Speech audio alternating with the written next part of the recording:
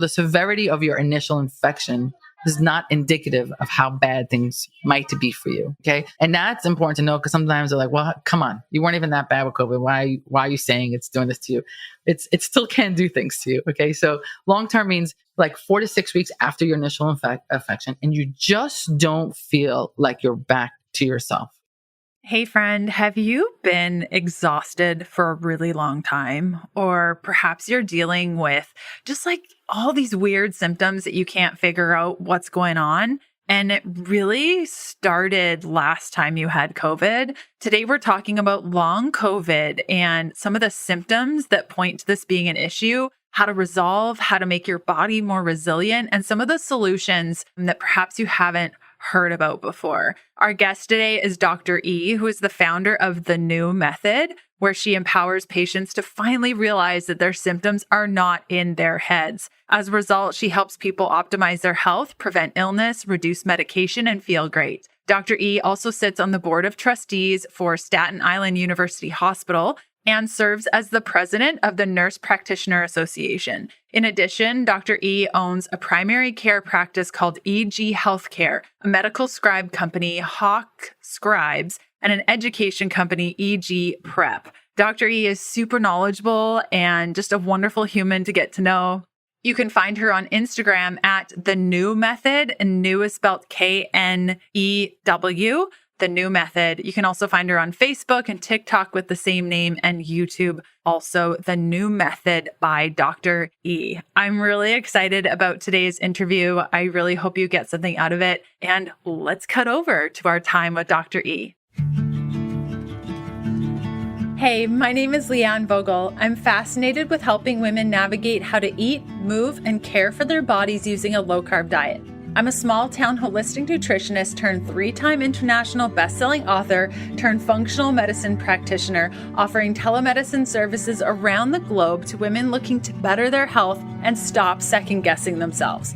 I'm here to teach you how to wade through the wellness noise to get to the good stuff that'll help you achieve your goals. We're supporting your low-carb life beyond the if it fits your macros conversation. Hormones, emotions, relationship to your body, workouts, letdowns, motivation, blood work, detoxing, metabolism. I'm providing the tools to put your motivation into action. Think of it like quality time with your bestie mixed with a little med school so you're empowered at your next doctor visit. Get ready to be challenged and encouraged while you learn about your body and how to care for it better. This is the Keto Diet Podcast.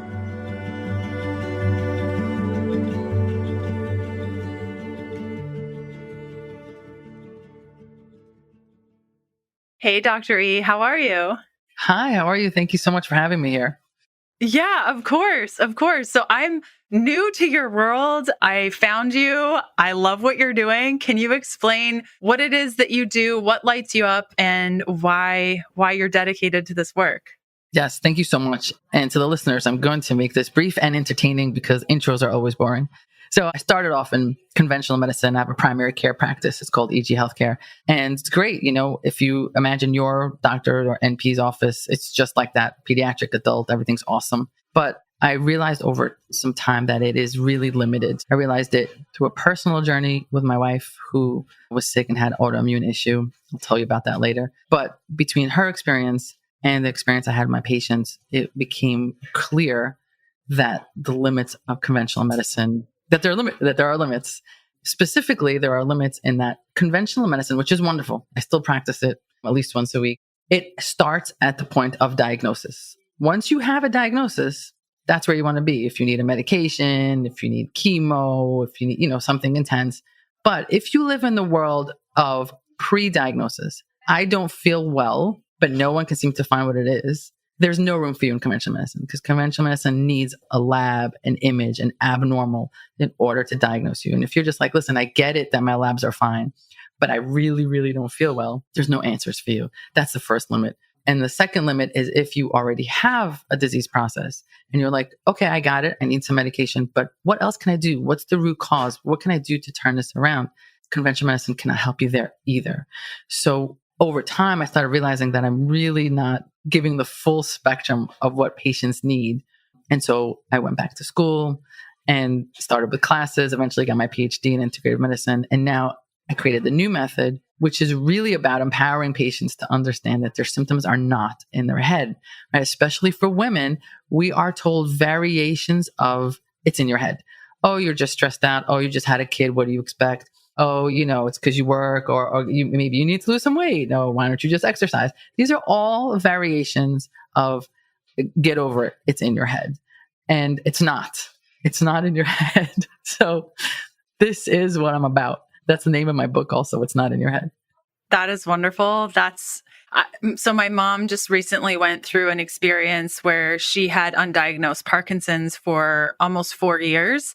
And we were kind of in this funny space of not getting a diagnosis because it wasn't bad enough, but knowing like probably this is Parkinson's. And literally doctors were saying, it's not bad enough yet. Come back when it's worse. And that was their solution.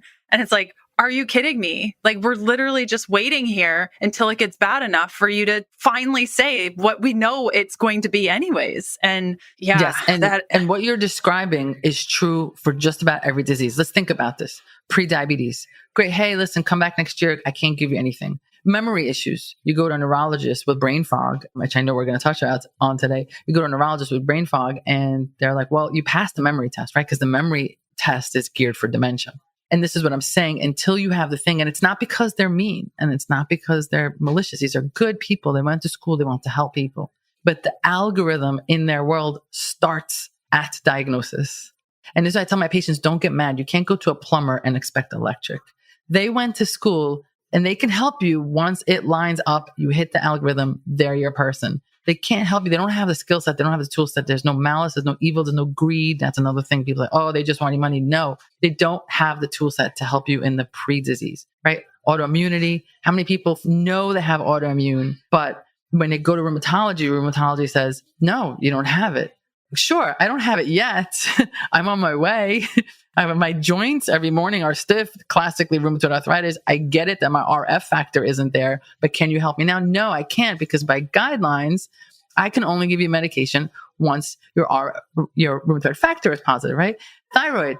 Hey, my mom has thyroid. My aunt has thyroid. I'm feeling sluggish. I'm constipated. I'm cold all the time. Well, your TSH is normal. Come back when it's not normal. But I have antibodies. I can't help you until you are medication ready. So it's frustrating, but I want, if I could do, the second thing I want to help is my patients not get frustrated by the system. Use the system as it's designed. It is designed to help you once you're sick.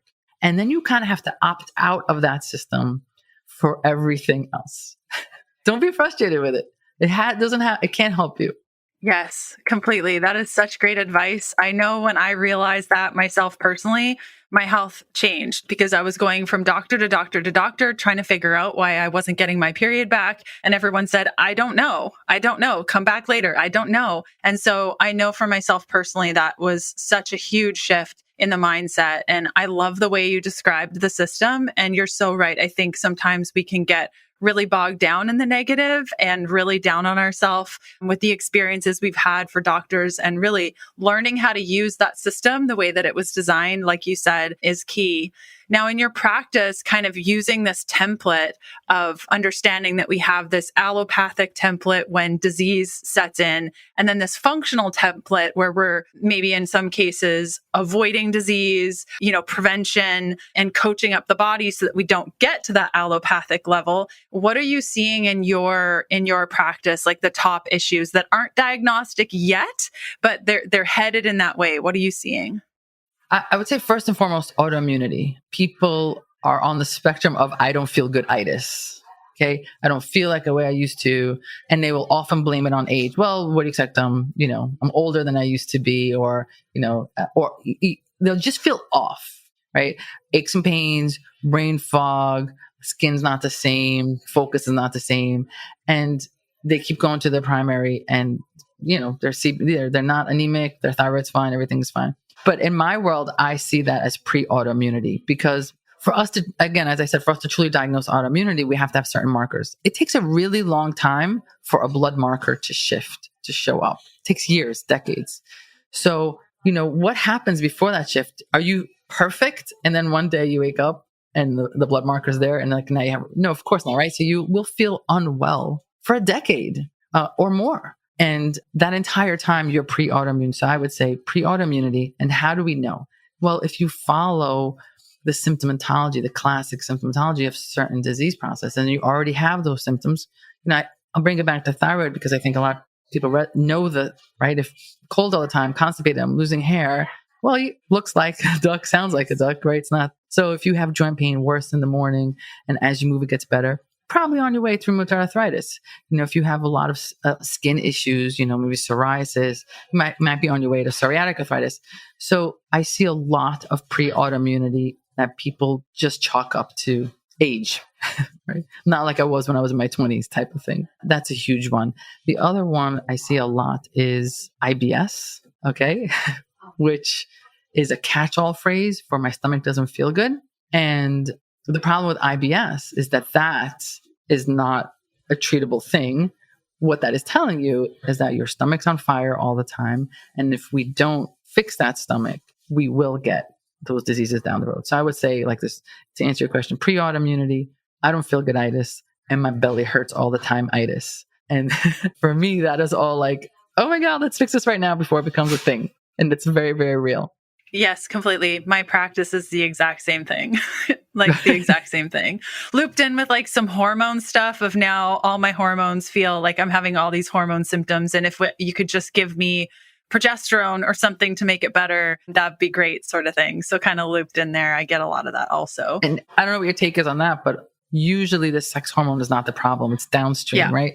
If you fix the upstream hormones, usually, especially in the pre-menopausal age group, usually we don't need hormonal replacement.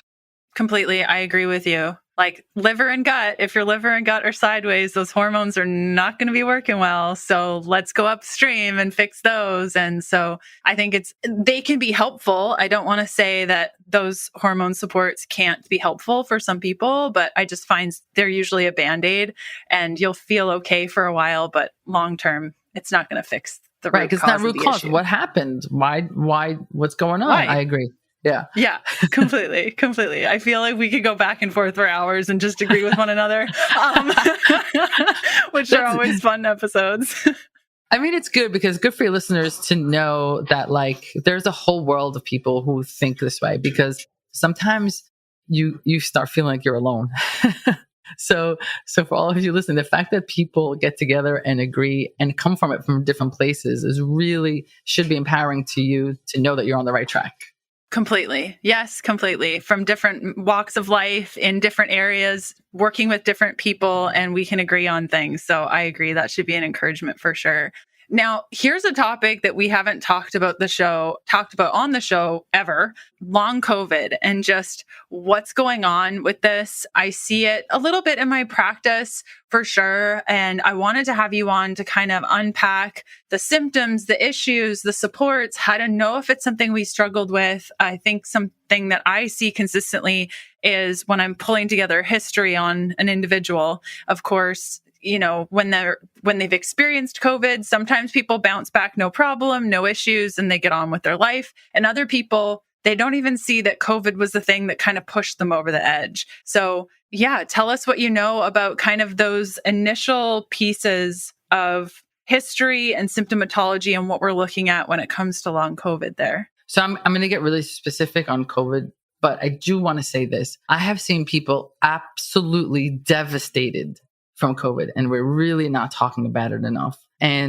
But that being said, I have seen people devastated from other viruses as well. It's really important to recognize my patients often come in and say, ever since X, I'm not the same. And sometimes X is COVID, sometimes X is Lyme, sometimes it's so like something happened in your life ever since the divorce, ever since the birth, right? So, and that's important because it rarely is just that thing. So when I first consult with my patients, I put an hour on the calendar for a consult because I have to hear your whole story. And my patients will come in and say, oh my God, and they're super rush. Like, what happened the past 2 years to get to me? And I'm like, okay, first of all, we have an hour, no need to rush, but let's go back further. It cannot be just from not since you had COVID 2 years ago. What happened before? And inevitably, I will discover that things were happening in their life that they may not have seen as connected. That's my job, is to connect it, to get them to a weakened state, even if they were feeling what they think is fine, prior to the last assault by COVID or another virus, which then sends them over the edge. Right now, why is that important? Because If I tell you it's just COVID, and we'll talk about that in a moment, then it almost is disempowering. But if I tell you, hey, there's a lot of things that happened before COVID that we can work on and fix so that not only can you recover from this assault, but the next virus or bacterial attack is coming, you'll be able to withstand that as well. Because once you get knocked down by one virus, the next one, it's harder and harder to get back up, right? So really want you to know that although it might feel like ever since X, whatever your X is, probably happened before that. And you need to work with someone who can tease that out for you. So I don't know if you wanted to say anything about that before I jumped into COVID. Jump in, and then I have more questions, but jump in. Okay. So long-term COVID means like, and some people, by the way, were not really super sick, like from initial COVID. Some people, yes, they had the horrific, pneumonia-like symptoms, respiratory symptoms, but some of them are like, I was fine-ish, like it felt like a bad cold. So the severity of your initial infection is not indicative of how bad things might be for you. Okay. And that's important to know, because sometimes they're like, well, come on, you weren't even that bad with COVID. Why are you saying it's doing this to you? It still can do things to you. Okay. So long-term means like 4 to 6 weeks after your initial infection, and you just don't feel like you're back to yourself. Okay. And the reason that is because, so this virus generally goes in through your nose or through your lungs. And if it goes in through your nose, like think about where we are. We're right near your brain. And if it goes and through your mouth, we're right near your GI tract. Okay. So we're around some really vital organs. So patients will feel fatigue, myalgia, right? Joint pain, muscle pain. They will have cognitive issues. They will say, I have brain fog. I'm just not clear. And I'm going to explain why in a minute. They, in fact, will do like pre and post MRIs. And there's some loss of gray matter for some people. So that affects like areas of, we all know that COVID smell, why the smell goes away. Where is smell from? Smell is brain. Smell is brain. It's not your nose. Losing a sense of smell is brain, which means it's affecting areas of your brain. So to then say, I have cognitive issues is not a big leap. For some reason, conventional medicine is fine that you lose smell. But as soon as we say, I have brain fog from COVID, oh, that can't be. Okay. And of course it can be. Obviously respiratory. So some people have hard time recovering from, they just can't get back to running. My daughter was one of the first people who had COVID. She's 25. She's healthy. She's, in air quotes of normal weight. She couldn't run again for at least for a year after COVID. So that is very, very real. Blood clotting issues, huge issue. New onset hypertension, blood pressure. So you never have blood pressure, suddenly you have blood pressure. Anxiety and depression, primarily because you're not feeling well, so that can happen. But also people are not sleeping well, and they can also form like a level of PTSD around this, right? Like, when am I recovering from this? I can't believe this happened to me. I was fine before this. So there's a lot of mental health challenges. Hair loss, new onset autoimmune, new onset diabetes. Never had diabetes before, suddenly I do. Never had Hashimoto's before, and suddenly I do. So suddenly you have new antibodies that you didn't have. And that makes sense almost post-virally, because again, you were probably primed for it. This virus threw you over the edge. And now whatever was cooking in the background, body's like, let's go, antibodies in full force. And now you start feeling the symptoms of your new autoimmune triggered by COVID, but it confounds it. So I'm going to pause for a moment because I talk a lot and just kind of make sure that we're on the same page. We're going to pause today's episode for a moment and chat about adrenal function. So if you already know that your adrenals need some love, or you're not too sure, we're going to use symptoms, we're going to use your recent blood work, and then I'm going to provide the best solution for you. Okay, so if you have that blood work, open her up. We're going to be looking at the sodium and potassium. So for sodium, we want the level to be around 137 to 142. And for potassium, we want that to be around 4 to 4.5. So the further these are pulling apart, the more we can tell adrenal function. Okay, so let's say your sodium is sitting at 135 and your potassium is sitting, let's say, 4.6. Generally, this would highlight an adrenal hypofunction state. Now, conversely, if we were to see the sodium sitting at 144 and your potassium being, say, at 3.8, this would signify a hyperfunction. Okay, now looking at symptoms. If you're really unsure, perhaps you don't have blood work to use, An adrenal hyperfunction list of symptoms is going to include anxiety, depression, bloating, gas, maldigestion, weight gain, muscle loss, sleep problems, PMS, frequent colds or infections.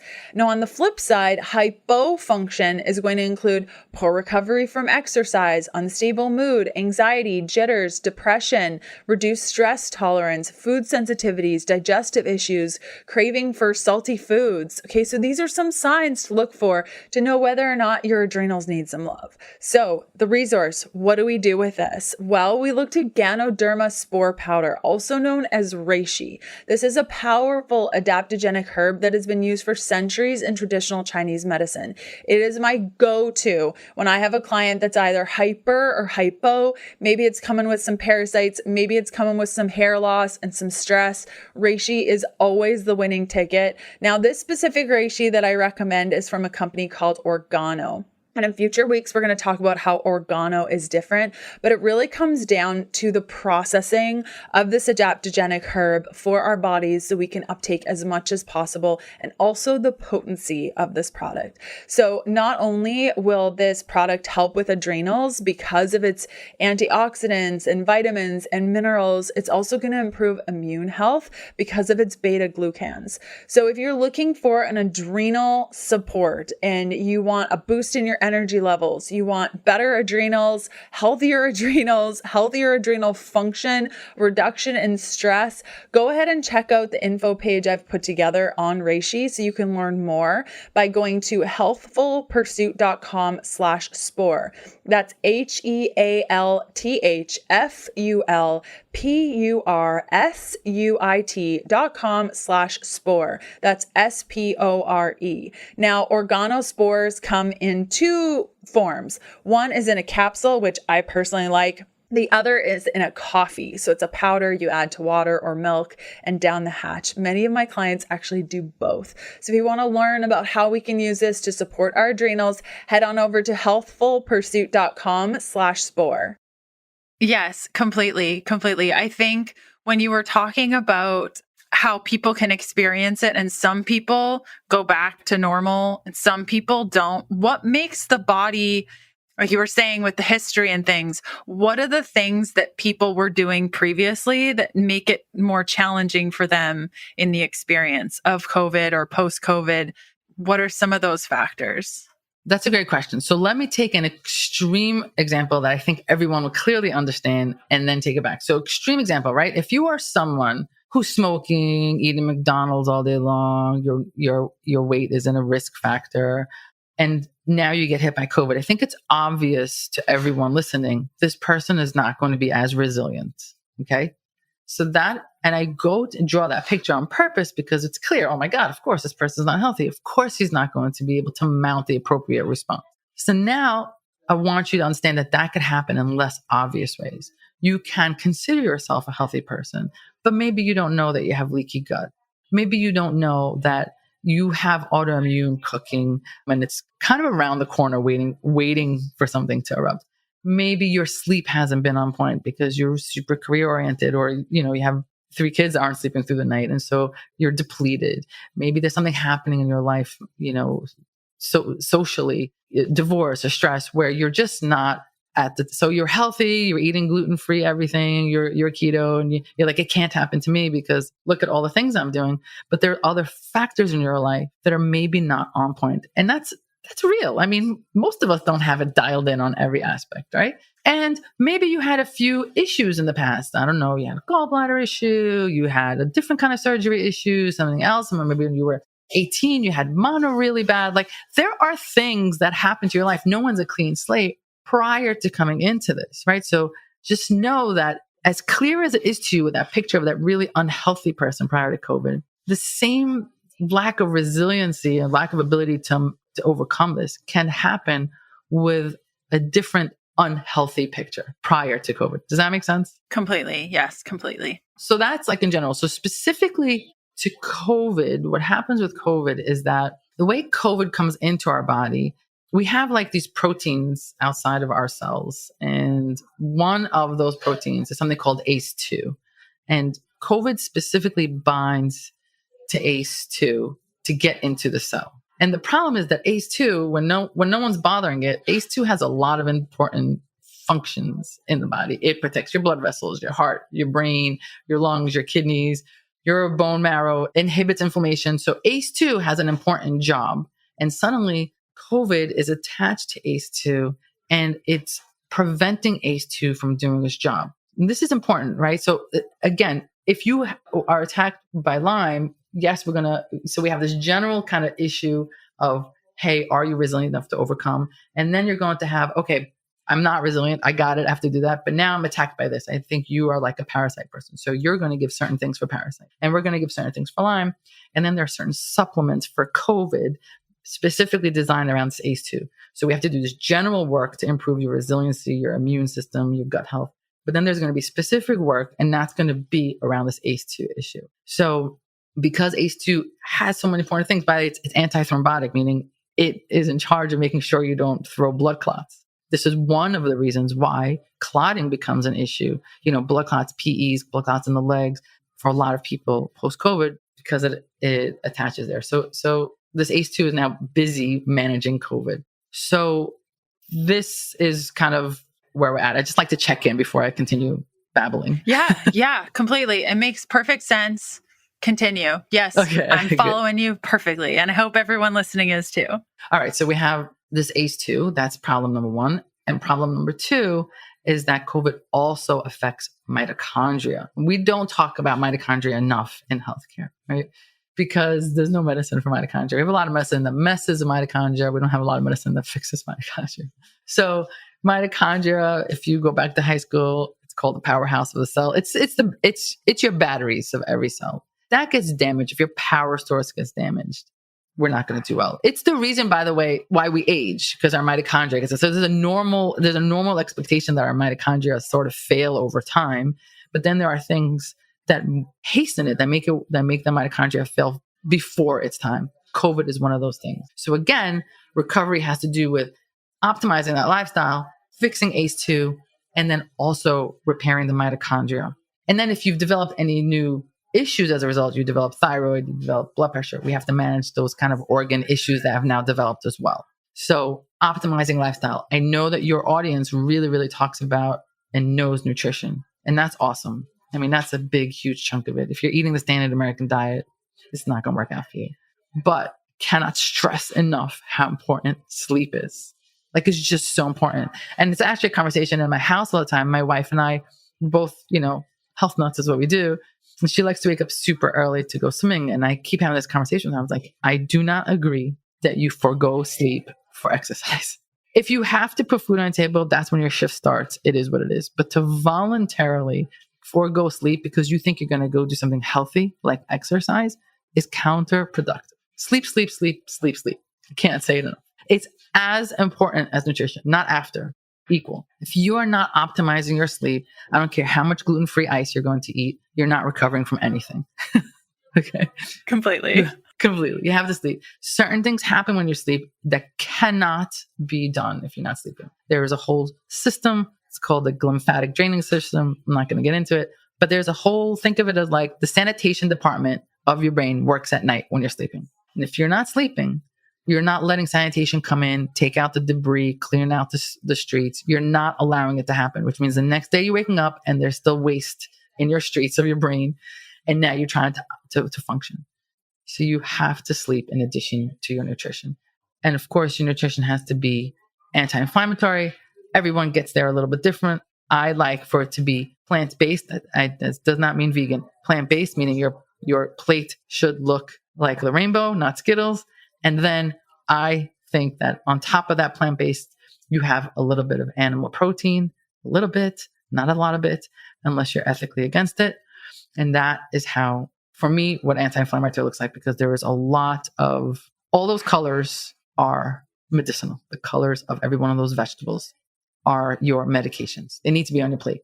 You cannot just eat green. You cannot just eat spinach and grilled chicken for the rest of your life. It's not going to work out for you. You have to purposely put colors in because those are basically your medications. So pausing just to do like a pulse check there.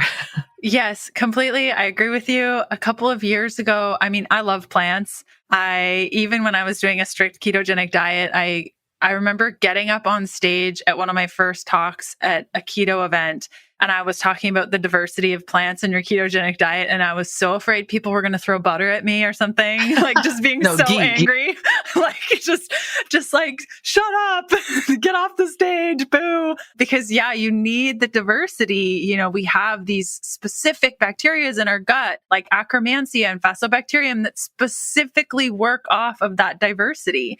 Like we require it. And if you're just getting started and maybe your diet consists of kale and spinach and maybe some broccoli and some cabbage, what really helped me is every time I would go to the grocery store, I would try one new vegetable. I would just try something new, get really comfortable with it. And then after a little while, I would incorporate another one. And now I am very proud to say I eat a variety of 30 different plants a week. And that sounds like so much, but it's actually not. It's really not, but you have to work up to it. So maybe have a goal like this week, I'm going to have 5 different plants. Next week, I'm going to have 6. Next week, I'm going to have 7. I agree. And you can slowly start to work up from there.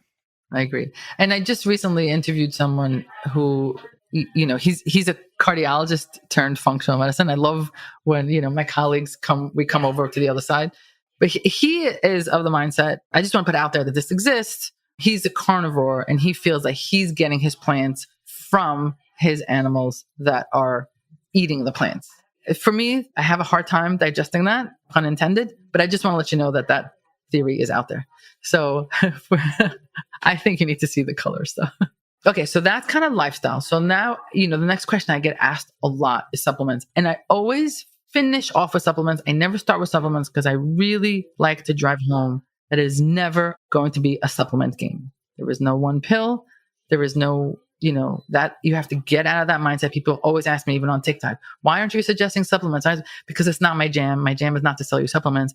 My jam is to help you understand that the supplements is like 10% of the game. You have to do the big stuff. Food, the sleep, the social relationships, the stress. And supplements are amazing, but I don't like when people start there. It gets me nervous. Or it gets me nervous because I'm thinking you're eating like pizza and McDonald's and then you're throwing in an omega-3. It's not going to work out. So anyway, looking at supplements through the lens of COVID, we have omega-3 that we know is good, but I need you to know that it enhances ACE2. Right. So we're focusing on COVID. Omega-3 is really specific. They actually did a study on this for critically ill patients post-COVID, and they did omega-3, and it created what's called an 84% decline in mortality. Now, I know we're not trying to just save lives here. These are people who are chronically issued, but if it's saving lives, we can extrapolate from that it's also helping with symptoms. Curcumin, turmeric, again, specifically affects ACE2. So that's really important. It's been used to actually reverse heart issues with some patients. So again, we're extrapolating for that it's going to help us with less significant symptoms. Something called resveratrol, again, specifically for ACE2. These are all things that you may have heard of, but now through this ACE2 lens. So it improves blood flow to the brain. So if you're dealing with brain fog, you know, even your smell issues, so resveratrol specifically for ACE2 in the brain. So that's huge. Vitamin D, no, we love vitamin D. But again, it works on ACE2 on the level of the tissue to decrease inflammation. So your aches, your pains, your myalgias. And then ALA, alpha lipoic acid, again, ACE2 in the brain. And also if you're suffering with blood pressure issues secondary to COVID, it really helps there. And now, so that's ACE2. And then to kind of focus on your mitochondria, because we want to make sure we're on top of that, we're going to talk about NAD+. And then these are specific supplements. I'm actually right now reading off of a list because I did research that are really specific to the mitochondria for COVID. Ubiquinone, which helps inflammation. CoQ10, I know we know about CoQ10, but again, for mitochondrial repair here. And glutathione. Glutathione is magic. Glutathione is an antioxidant, but it's very geared to mitochondria. And I think that is the list that I have specifically for, I think I had one more. I apologize that I'm looking at this because there was one more specifically brain. Yes, I actually started taking this because I got so excited after my COVID episode, which is vinpocetine, vinpocetine, vinpocetine. And that is specifically to enhance neuroplasticity and reduce inflammation with the brain to anyone suffering with brain fog. So I think that is, you know, in the supplement world, enough of a supplement list specifically for COVID. And one other thing I would say to you to do in the lifestyle world, but also helps chemically, is walking outside in the sun. There is something that, especially if you're dealing with brain fog, when you're walking outside in the sun, you release a chemical called BDNF, brain-derived neurotrophic factor. And studies have been done around walking in BDNF to help reverse dementia. They show that people who suffer with dementia, if we encourage them to walk as little as 10 minutes a day, it helps with their cognitive decline. So that's on that spectrum. So if you are suffering with brain fog and you're doing all this, you need to get outside and walk, not to walk to exercise, to sweat. Guess I put on like an audiobook, just walk. There is something chemically magical that is going to happen to your brain as you walk outside. So again, doing a pulse check, seeing where we're at with this. Totally. So what I'm hearing you say is lifestyle, ACE2 support, mitochondrial support. Under mitochondria, would you say that blue light blocking or, keeping a pulse on your sleep cycle and circadian rhythm, do you feel like that is part of it too? Without a doubt. Going back to lifestyle, ultimately lifestyle affects mitochondria, right? Everything we're doing is affecting mitochondria and inflammation. This particular one is so hard because the reality of the modern world is we stay up late, we wake up early. So, when I give this advice, I always want to make sure this advice is not supposed to make you anxious, and you don't need to rearrange your entire life and go down to this vortex. This advice is just this is what would be great. Do as best as you can, being mindful in the reality of your world. So, of course, it'd be great if we woke up with the sun, went to sleep with the sun, but that would mean you wake up at this morning the sun rose here at 6 a.m. and by 5 it's dark. So obviously it's not realistic. Be mindful. I try whenever possible. I have a windowless office. Try whenever possible to take a moment and go outside just so my brain knows it's daytime. It's really helpful. That doesn't mean I'm in the middle of the day. I can leave for a full hour, but just having an awareness. I'm like, oh man, I didn't see the sun all day today. Let me just stop what I'm doing real quick and go outside. It could be 2 seconds, 2 minutes, because it's cumulative over time. Yes. Get as much as possible in your life. Be mindful of your circadian rhythm. And the opposite of that, in reference to your blue light, be mindful of the fact that staying up at night with that phone in front of your face is really your brain, because it tells your brain it's daytime. And then your brain's like, wait, melatonin, cortisol, what should I release? It's a primitive brain. It doesn't really know that it's an iPhone. So know that there is a messaging that happens as you're on your phone at 12 o'clock thinking it's going to put you to sleep. It's not, by the way. Yeah, this is a great question. Okay, we're going to do a little crash course on determining whether or not you need vitamin C using your standard blood work. So if you have a blood work panel sitting around, maybe it's a couple months old, maybe a year old, and you want to follow along, I'm going to show you how to determine whether or not you need vitamin C. I want you to look at your RBC. We want that level to be around 4 to 4.5. If it is above this, chances are you might need vitamin C. Another really good marker for vitamin C need is albumin. If it's looking a little bit low, let's say it's like 4.2 or 4.1, in addition to that RBC being elevated, it might be a good sign that you need vitamin C. Another really good marker to use for vitamin C need is your alkaline phosphatase. If this is elevated beyond 100, chances are, in addition to the other markers, you might need vitamin C. Now, these are just a handful of markers that I see elevated and kind of wonky in a couple of my clients that requires them to take vitamin C. Now, there are a whole bunch of different ways that you can take vitamin C, but the most effective way to actually balance things out is a whole food-based vitamin C. And that's why I love Paleo Valley Essential C. It's been third-party lab tested as the most powerful 100% natural vitamin C product on the market today. It contains not one, but 3 of the most concentrated natural sources of vitamin C: amla berry, camu berry, and unripe acerola cherry. The most potent source of natural vitamin C on earth, which is 120 times higher than found in an orange. Each nutrient-packed serving delivers 750% your RDI of vitamin C, an amount meant to help you thrive, not just survive. Most other vitamin C supplements are derived from GMO corn and only contain 1 fraction of the vitamin, ascorbic acid. Paleo Valley Essential C Complex contains the entire spectrum with absolutely no synthetic vitamin C, just organic superfoods. Head on over to paleovalley.com and load up on a couple of bottles of their vitamin C complex. Whatever else you find that catches your eye, if I had to tell you like a recommendation, I really love their meat sticks. They're fermented, they're fantastic. And when you enter the code KETO at checkout, you'll receive 15% off your first order. Again, that's paleovalley.com and use the code KETO for 15% off your first order. Completely. I think when I know that I can't sleep, like maybe I've worked too late or I'm just a little bit frazzled, you have those days where you're a little bit anxious and you're laying in bed. You're like, maybe I should turn on the TV for a little bit. Don't do that. Maybe I should play a game on my phone. Don't do that. So what I've been doing is taking my Juve light. It's like probably 2 feet by 1 foot. And I put it up to my face and I set the timer for 20 minutes. I pass out. Like that red light just does it for me every time. And it is such a great tool because I don't know why it is, but oftentimes, at least for me, I'm like, I'll turn on the TV, I'll play with my phone, I'll incorporate more blue light and see if that helps me sleep. Just like, no, Leanne, try the red light. And every time I will pass out and I will wake up and the red light is still in the place in that the next morning. Wow. It is such a great tool if you can't sleep. Awesome. What I do is I actually put on an audiobook because there's something from me, I guess from childhood of being read to at night. So I put an audiobook on with a timer so I don't have to mess with it. Like you have 15 minutes, 20 minutes, and it works like a charm every time because it gets your mind off of things. They actually have sleep stories. I can't remember on what app it is. It's like a sleeping app and you can play sleep stories and they'll like great. talk talk to you like they want you to sleep. And I really enjoyed those many years ago. I'm sure it still exists. That's a great tip. Okay, that makes a lot of sense. Sorry. I just wanted to say about sleep that a lot of people say, I can't sleep or I wake up because I'm so anxious.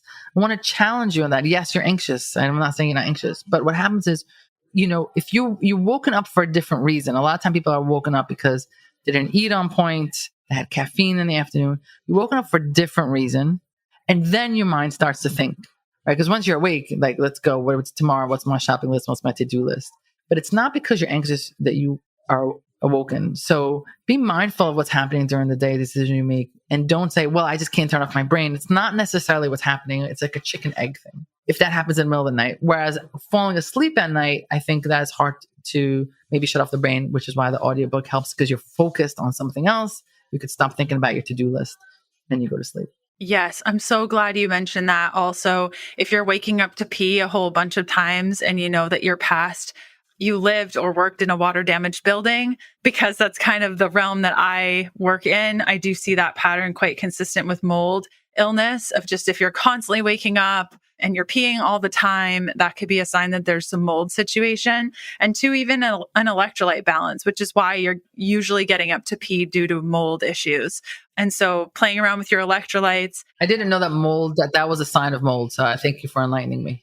Yeah, you're totally welcome. And looking at the electrolytes, I find if I don't have enough electrolytes in the day, I'll wake up to pee more just because my electrolyte balance is off. Whereas if I make sure that I have enough electrolytes, I'll sleep through the night. And that's really what's happening in the case of mold illness. Your body is cellularly dehydrated. And when you're not having that proper hydration, you'll usually wake up to pee. So that's a little side tip. I like that. Thank you. Yeah, you're welcome. So we've talked a little bit about the solutions, the supplements, the lifestyle piece. What are some of for a woman listening right now, perhaps she's gone through her history and she says, I've never been the same since having COVID a year and a half ago or 6 months ago or whatever the case may be. What are some clear expectations that she can have in this process? Is it just that she needs to watch her sleep, maybe take some NAD plus, and then over a week she feels better, or kind of what should we expect out of this process? Okay, that's really, really a difficult one because we don't know what else is on board for this woman besides COVID, right? We did say that it's very rarely just COVID. So does this woman also have an autoimmune issue? Does she also have IBS? Is she also in a horrific relationship at home, right? So there's so many factors, and that's And I guess that's the expectation. The expectation is don't expect that anyone is going, if anyone tells you, take this and you'll be better, please run away. I actually am working with someone who had spent thousands of dollars prior to meeting me on random protocols. There is no protocol for this. Okay, there's no protocol for this. There are certain guidelines. I certainly start my patients with a certain guideline, but the understanding is that we have to wait to see what your body's going to tell us. Did this work? What do we need to tweak? What, right? It's really custom. It's really customized because everyone's different and everyone comes to play differently. So expectation is that you're going to need to do some work, and you're probably going to need to give up some things that you really love, even if you think they're healthy. And if you're willing to do that, then you could probably get out of this. Might take some time, but probably get out of it. But if you're not willing to do that and you're really looking for a quick fix or a protocol or a set of pills, it's not going to work. The expectation is that this takes time. How long it takes depends how sick you are. Some people really, it's just a matter of cleaning up their diet and we are good to go. And some people, as you know, we clean up their diet, we fix their hormones, and maybe they still have mold on board. So, and mold now has just really taken a toll because you're in a weakened state, right? So it really, really depends. I tell my patients that all the time. That's the answer. It depends. I know. And it's the question you get every time. Like, so how long am I going to have to do this for? And you're like, I can't answer that question. I can't. Yeah, there's no way, and I had a patient recently who, it wasn't COVID, but this is just to drive the point home. So this woman was dealing with weight issues, severe endometriosis, fertility issues, psoriasis all over the map, just really unwell. And we started working together. We started with nutrition and lost the weight, psoriasis improved, endometriosis. Oh my God, she did not need another surgery. Her fertility doctor is so excited with her. So everything's great, right? And then, but there's this one area in her, we're in like month 5 now. There's one area of psoriasis that just wouldn't budge. Super compliant. I wasn't worried that she was like sneaking, foods or anything. This is a patient that we had to do further testing on. And we discovered that for her, the fact that she was still eating avocados was in her way. Okay, I would never tell somebody in a million years not to eat avocados. Never come to her. We did Cyrex lab testing and it was avocados. She removed the avocados. The last of her psoriasis was gone. And this is what I mean with, I have no idea. In fact, I encourage avocados. So for her, by removing a lot of the starch and the gluten, all these things, everything was great. But in her healthy plate, there was still one thing that she ate almost daily that was still creating inflammation for her. So it's so patient dependent. Yes, completely. You have to have that drive to want to do better and then have those resources like Cyrex. They're fantastic. And there are certain tests when used properly and timed well can be really, really helpful. Timed well, yes. But the timed well, this is the key piece. I agree. Timed well is, I don't like to, if you start people with tests, everything's going to be positive. Everywhere. It's just going to be a hot rack. It just and then you could just be like, oh, look, I figured out what's wrong with you. Did you? Because everyone's positive on everything. I try to do my tests later on after we kind of clear the weeds a little bit. I agree with you so much. Yeah, completely. The clearing the weeds is so, so important. And some people will come to you with the weeds pretty clear, like they've been on this journey and maybe they've worked with practitioners and you're like, okay, we're going to need some tests because I'm not entirely sure where this is going. But yeah, if they don't have things dialed in and you're looking at things and you see that low hanging fruit, take that first for sure. And then assess. I couldn't agree with you more. You're right. And that patient who's been on the journey. So for those of you who might be listening and you're on that journey, what I would suggest, and I have a few patients who are like that, you said, right, they're relatively clean, they've been on the journey, things aren't doing well. One of the things that really helps, we use the software that quantifies symptoms. And it really helps to dial down on the symptoms. And then instead of it being like, well, I still have it, like an on-off. Do I have it? Do I not have it? Count the amount of days in between that are good, in between flare-ups. So if I had a GI issue every day, and now if I have a GI issue every day, if I say to you, how's your stomach? Yeah, it's still bad. Right. But now we have good days in between.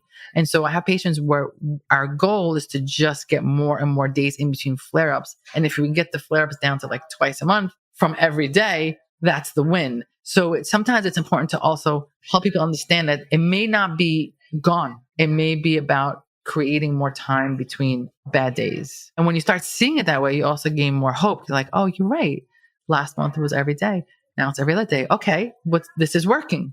and then it's every 3 days. And so, and that is a different pattern towards health. And I think sometimes we're like, but it's still happening and you feel like it's not working. So you have to kind of quantify the time between. That's brilliant.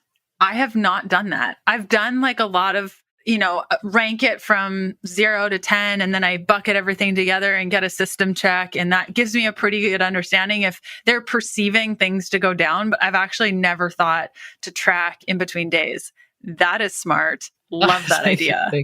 Because with patients who are really, really like not difficult in the sense they're lovely humans, difficult to get them better. It's really important. I have them journal, like how many times my flare-ups, like really write it down. And then they see it. And when they see it, that has a healing process also, like, oh, I'm getting somewhere, right? So it's good. The sweetest feeling is going through labs or going through things with a client and seeing them see, at least on paper, that things are getting better. Yes. And you can see them get so encouraged and just, they're all lit up. And that is a healing process on its own. I've seen it happen. Like, yes, completely. Dr. E, where can people find more from you? This has been such a lovely conversation. If people want to learn more from you or connect with you, where can they do that?